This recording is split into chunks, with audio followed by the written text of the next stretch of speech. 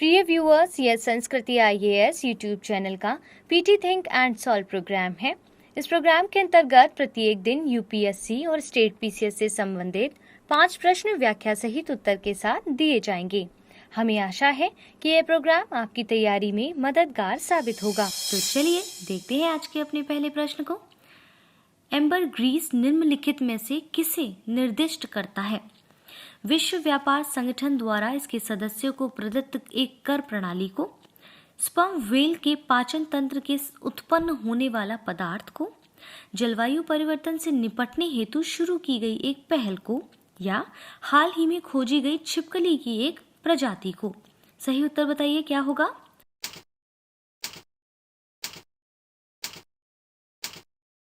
Option B.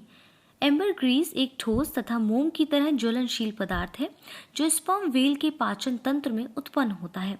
इसे whale vomit भी कहा जाता है। यह हल्का स्लेटी या काले रंग का होता है। यह स्पर्म व्हेल के पेट में तब बनता है जब भोजन का अपचनीय हिस्सा आंत में जाकर आपस में जुड़ जाता है। कई वर्षों बाद यह ठोस रूप ग्रहण कर लेता है। जब स्पर्म व्हेल उल्टी करती है तब यह समुद्री सतह पर तैरते हुए किनारों पर आ जाता है। इसका प्रयोग इत्र बनाने में किया जाता है। यह बहुत कीमती पदार्थ है। हाल ही में मुंबई पुलिस ने इसकी तस्करी के संबंध में कुछ लोगों को गिरफ्तार किया है। इस प्रकार विकल्प बी इसका सही उत्तर होगा। दूसरे प्रश्न की ओर बढ़ते हैं। आयुष्मान भारत स्वास्थ्य अवसंरचना मिशन के संदर्भ में निम्नलिखित कथनों पर विचार कीजिए। इसका उद्देश्य शहरी और ग्रामीण क्षेत्रों में सार्वजनिक स्वास्थ्य अवसंरचना में मौजूद कमियों को दूर करना है। यह एक केंद्र क्षेत्रक योजना है। इसके माध्यम से देश के 5 लाख से अधिक आबादी वाले सभी जिलों में exclusive critical care hospital block के माध्यम से गहन चिकित्सा सेवाएं उपलब्ध होंगी। उपयुक्त में से कौन से कथन सही है? केवल 1, केवल 2 और 3, केवल 1 और 3, 1, 2 और 3।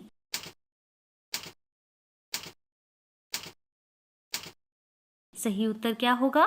Option C. आयुष्मान भारत स्वास्थ्य अवसंरचना मिशन पूरे भारत की स्वास्थ्य देखभाल अवसंरचना को मजबूत करने से संबंधित देश की सबसे बड़ी योजनाओं में से एक होगी।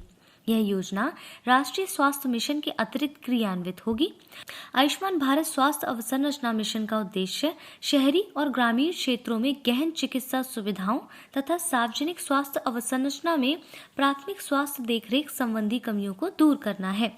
देश के 5 लाख से अधिक आबादी वाले सभी जिलों में exclusive critical care hospital block के माध्यम से गहन चिकित्सा सेवाएं उपलब्ध होंगी, जबकि शेष जिलों को रेफरल सेवाओं के माध्यम से कवर किया जाएगा। सभी जिलों में एकीकृत सार्वजनिक स्वास्थ्य प्रयोगशालाएं स्थापित की जाएंगी।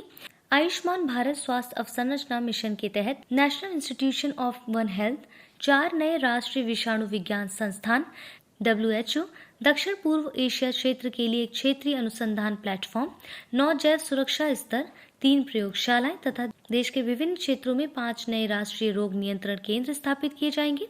इस प्रकार कथन 1 और 3 सही है, जबकि कथन 2 सही नहीं था। इसीलिए विकल्प सी इसका सही उत्तर होगा। तीसरे प्रश्न को देखते हैं। सक्षम केंद्र के संदर्भ में निम्नलिखित कथनों पर विचार कीजिए। इसकी शुरुआत आजादी का अमृत महोत्सव के एक हिस्से के रूप में की गई है। इसका मुख्य उद्देश्य स्वयं सहायता समूह के सदस्यों और ग्रामीणों को वित्तीय साक्षरता तथा वित्तीय सेवाएं प्रदान करना है। इसका क्रियान्वयन शिक्षा मंत्रालय द्वारा किया जाएगा। उपयुक्त में से कौन से कथन सही है?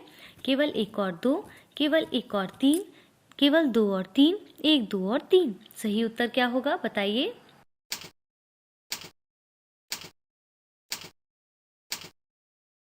Option A. ग्रामीण विकास मंत्रालय ने दीनदयाल अंत्योदय योजना, राष्ट्रीय ग्रामीण आजीविका मिशन के तहत आजादी का अमृत महोत्सव के हिस्से के रूप में 13 राज्यों में वित्तीय साक्षरता और सेवा वितरण केंद्र की शुरुआत की है। सक्षम केंद्र ग्रामीण क्षेत्रों में स्वयं सहायता समूह परिवारों की बुनियादी वित्तीय जरूरतों के लिए वन स्टॉप सॉल्यूशन के रूप में कार्य करेगा। इस केंद्र का मुख्य उद्देश्य स्वयं सहायता समूह के सदस्यों, ग्रामीण वंचितों को वित्तीय साक्षरता प्रदान करना, वित्तीय सेवाओं के वितरण की सुविधा प्रदान करना है। इन केंद्रों का प्रबंधन प्रशिक्षित सामुदायिक संसाधन व्यक्तियों की मदद से स्वयं सहायता समूह नेटवर्क द्वारा किया जाएगा। इन प्रशिक्षित सीआरपी को जिले के अग्रणी बैंक द्वारा स्थापित ग्रामीण स्वरोजगार प्रशिक्षण संस्थानों में 6 दिवसीय आवासीय प्रशिक्षण प्रदान किया जाएगा। मंत्रालय ने सक्षम नामक एक मोबाइल और वेब आधारित एप्लीकेशन भी विकसित किया है।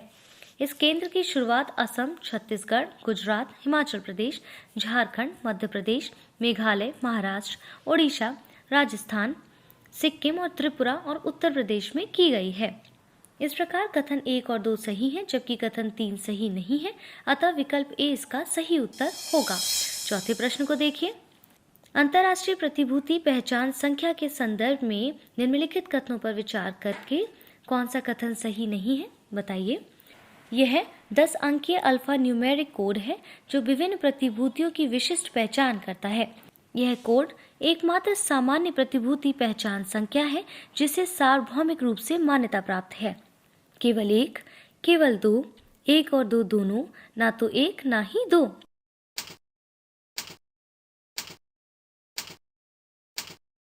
सही उत्तर क्या होगा? Option A. अंतर्राष्ट्रीय प्रतिभूति पहचान संख्या 12 अंकीय अल्फा न्यूमेरिक कोड है जो विभिन्न प्रतिभूतियों की विशिष्ट पहचान करता है। ये नंबर किसी देश की संबंधित राष्ट्रीय नंबरिंग एजेंसी द्वारा आवंटित किए जाते हैं। ISIN का उपयोग समाशोधन और निपटान सहित कई कारणों से किया जाता है। ISIN की सुसंगत प्रारूप सुनिश्चित करता है ताकि संस्थागत निवेशकों की होल्डिंग को दुनिया भर के बाजारों में लगातार ट्रैक किया जा सकता है। इसमें देश का कोड, अल्फा न्यूमेरिक प्रतिभूति विशिष्ट कोड तथा एक चेकिंग नंबर होता है। ISIN कोड एकमात्र सामान्य प्रतिभूति पहचान संख्या है जिसे सार्वभौमिक रूप से मान्यता प्राप्त है। इस प्रकार कथन 1 सही नहीं है, जबकि कथन 2 सही है, अतः विकल्प ए इसका सही उत्तर होगा। अंतिम प्रश्न को जल्दी से देखिए। तीसरे ध्रुव के संदर्भ में निम्नलिखित कथनों पर विचार कीजिए। इसके अंतर्गत तिब्बत का पठार, हिमालय, हिंदुकुश तथा तियन शान पर्वत शामिल है। इस क्षेत्र में च्विंगझांग तथा डोरसोइंगडोंग झीलें स्थित है। उपरोक्त में से कौन से कथन सही नहीं है? केवल 1, केवल 2, 1 और 2 दोनों, ना तो 1 ना ही 2।